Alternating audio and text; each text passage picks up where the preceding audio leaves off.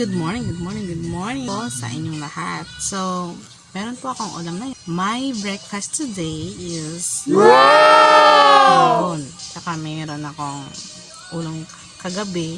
Yan, konting ulam na. Tsaka mga gulay. Request ako kasi kay mama na magluto ng bihon. Tsaka, nakaka-crave ako sa bihon eh.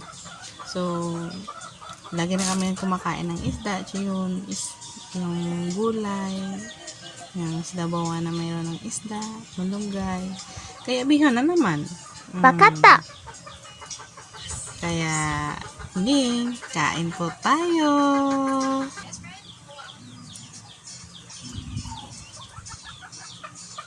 Thank you, God. Kain.